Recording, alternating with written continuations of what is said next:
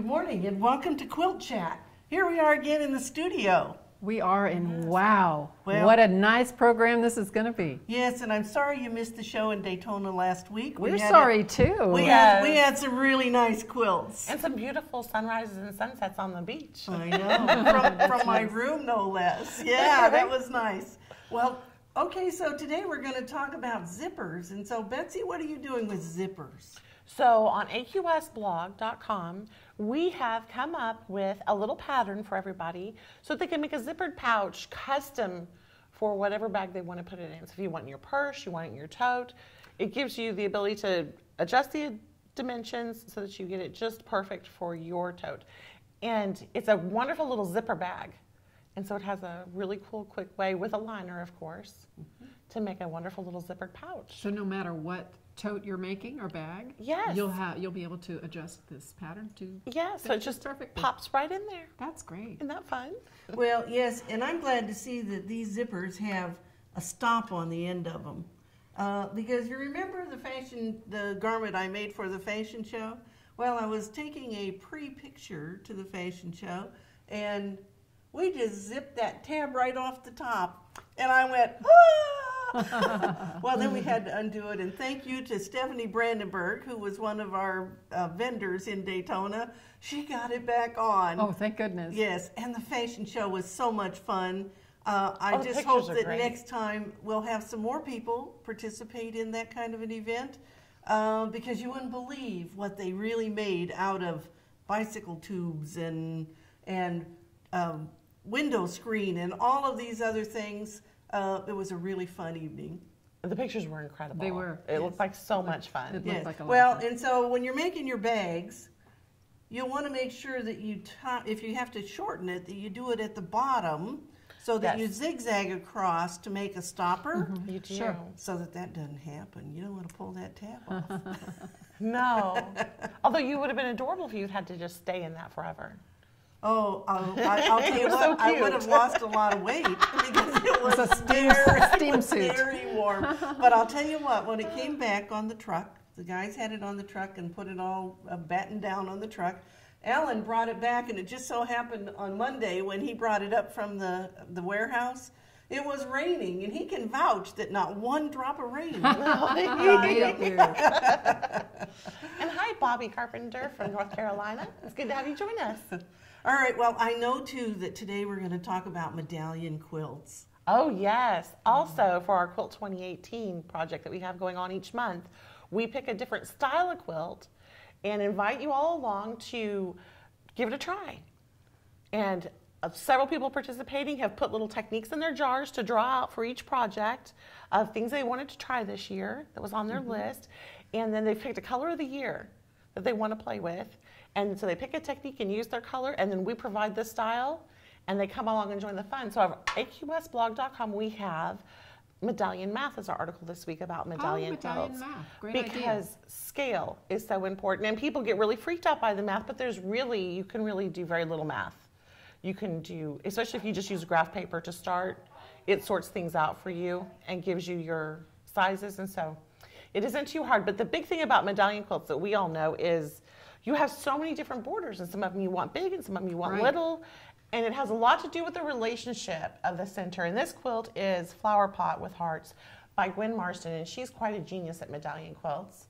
And you can see here, Bonnie, her scale is really nice with the center of her quilt. And I think sometimes what people do is they start with a too small in the center, and then when you add all those borders, it kind of overwhelms the center of the quilt.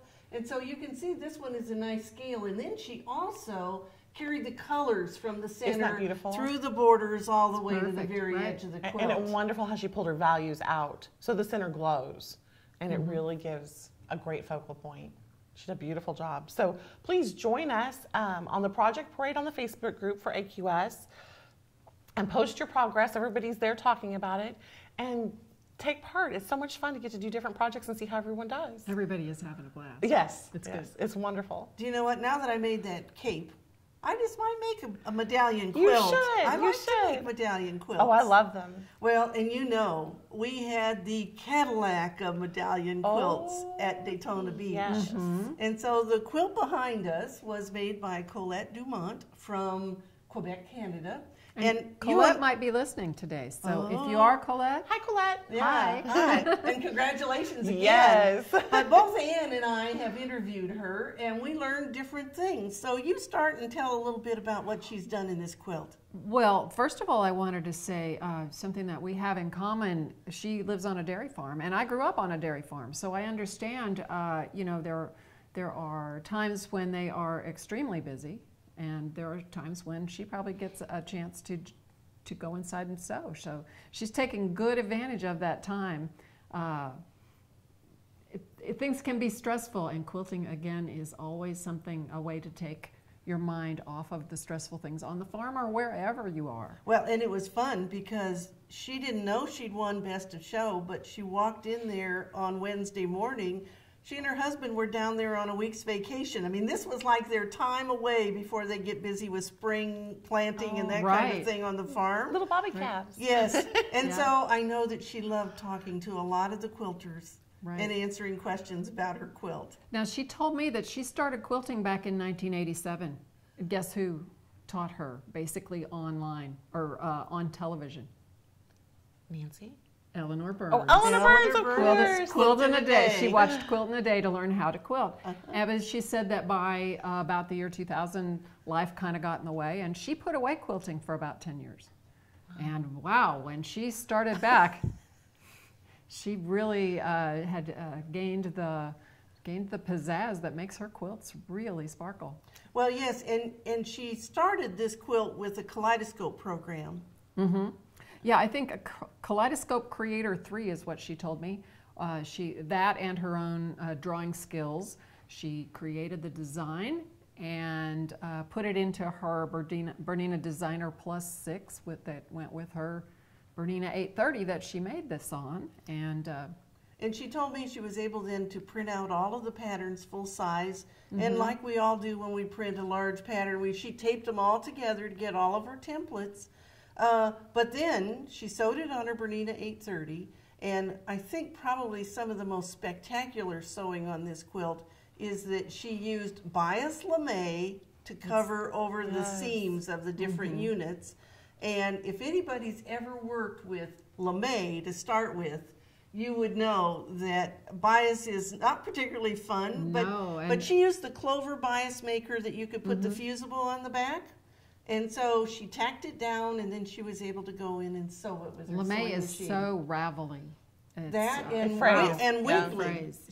Wiggly. And she did, I think, put a stabilizer on the back of it before she would made the almost have to. bias. Now, the picture that's showing right here shows a good view of one of the spots. You see that diamond-shaped beaded segment.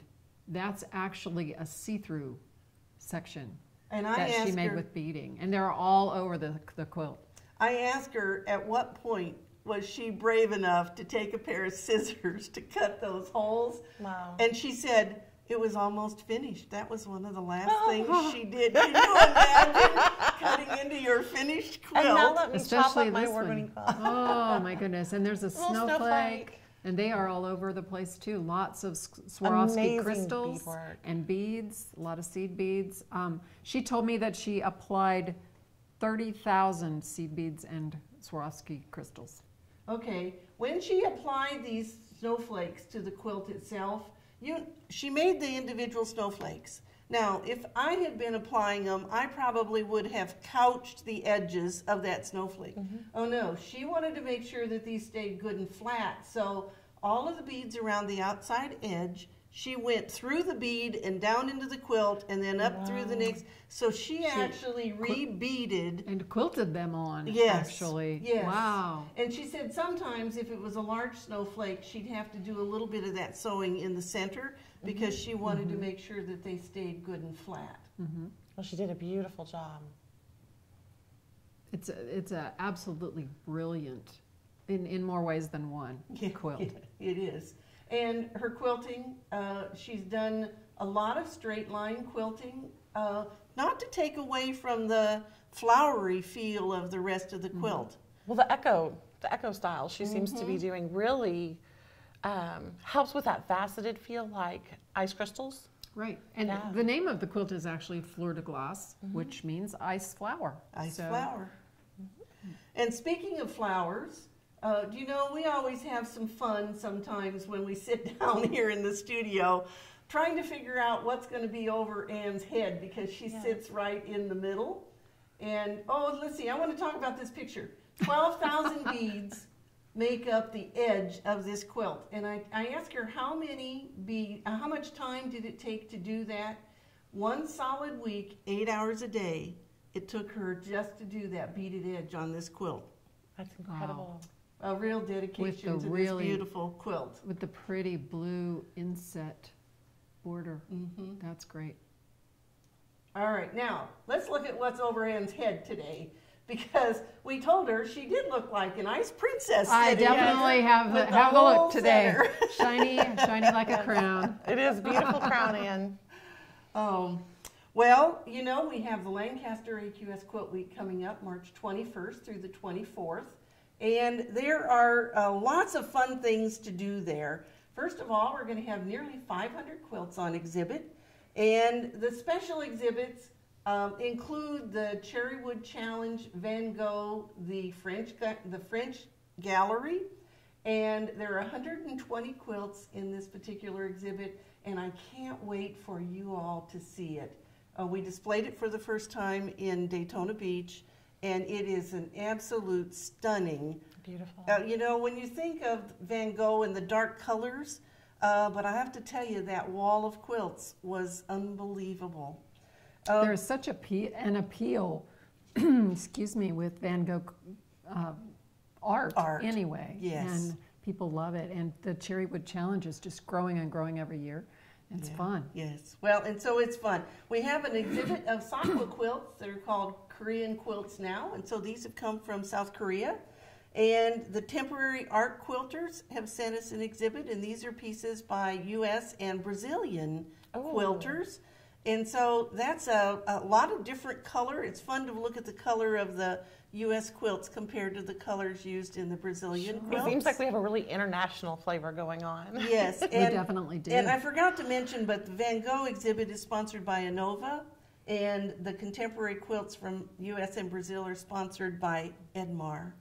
And so there's lots of quilts for everybody to see, and I think we still have a few seats with the brunch that I'll be doing on Saturday morning from 9 to 10:30. So if you haven't gotten your ticket for that yet, I hope you'll call 270-898-7903, and our staff will be happy to fix you up with a ticket. There's a lot to look forward to. Oh, yes. And of course, you know, the vendors will be there, and all of the vendors are in Freedom Hall. And the quilts are both on that level and the second floor and the third floor. But all of the vendors are in Freedom Hall there in Lancaster.